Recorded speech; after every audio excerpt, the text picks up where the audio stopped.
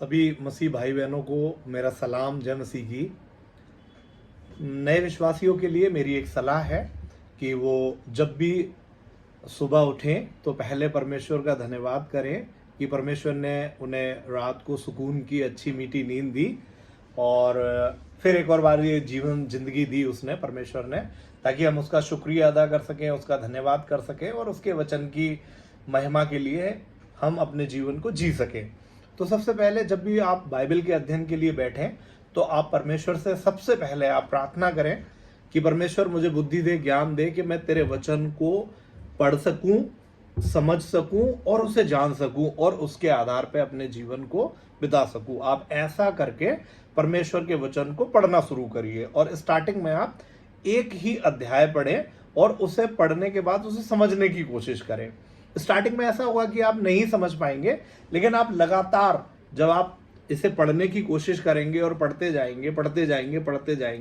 तो ये पढ़ते पढ़ते क्या होगा कि परमेश्वर का वचन आपके साथ बातें करेगा और आपको सिखाएगा, समझाएगा कि कैसे परमेश्वर ने इस पूरी दुनिया को अपने वचन के द्वारा, अपनी सामर्थ, अपने यश के द्वारा उसने बनाकर रखा है। तो स्टार्टिंग में ये थोड़ा सा टिपिकल होगा इसे समझना या पढ़ना, बट आप लगातार जब इसे पढ़ते रहेंगे प्रार्थना के द्वारा और तब ये परमेश्वर का वचन आपसे बातें करेगा, आपके जीवन को बदलेगा। तो आप इसे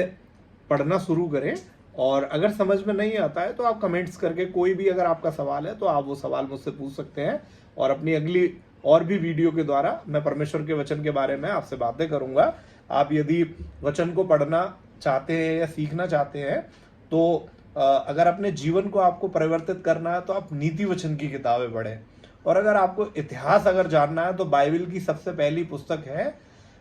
उत्पत्ति की किताब, जिसके बारे में परमेश्वर ने पूरी दुनिया के बारे में बता रखा है कि कैसे परमेश्वर ने पृथ्वी और आकाश को बनाया, पेड़ पौधों को, समुद्र को, भूमि को, आकाश को। ये जो संडे मंडे जो आते हैं, जो वीकली डेज हैं, हर दिन के बारे में, सूरज, चंद्रमा, हर एक चीज के बारे में उत्पत्ति की पहली किताब पहले अध्याय में ही इन सारी चीजों का बखान कर रखा है कि कैसे परमेश्वर ने ये पूरे दुनिया की सृष्टि 7 दिन में की है। तो इस तरह से आप उत्पत्ति से सीख सकते हैं और एक व्यक्ति को अपने जीवन को कैसे चलाना है वो नीति वचन राजा सुलेमान के वचन के द्वारा सीख सकते हैं। यदि आप प्रभु यीशु मसीह के जीवन के बारे में जानना चाहते हैं तो आप नए नियम को पढ़ना शुरू करें, या तो आप मत्ती की किताब को पढ़े या लूका की किताब को पढ़े। इन दोनों किताबों में से किसी एक को चूज करें, क्योंकि जो नए विश्वासी हैं उनके लिए बड़ा ही आसान है मत्ती की किताब को पढ़कर उसे समझना और लूका की किताब को पढ़कर समझना।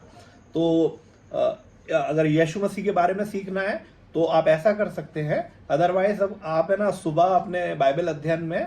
नए नियम से पढ़ सकते हैं और शाम को आप पुराने नियम से पढ़ सकते हैं। आप ऐसा भी कर सकते हैं कि एक एक अध्याय दोनों तरफ से भी, नए नियम और पुराने नियम से भी पढ़ सकते हैं। तो आपको बाइबल को सीखने में बड़ी ही आसानी होगी। आप आगे भी इसी तरह इस वीडियो से जुड़े रहें और वीडियो को शेयर करते रहें ताकि और लोगों तक भी बाइबल के वचन की, परमेश्वर के वचन की जानकारी पहुंचती रहे। जय मसीह की सलाम।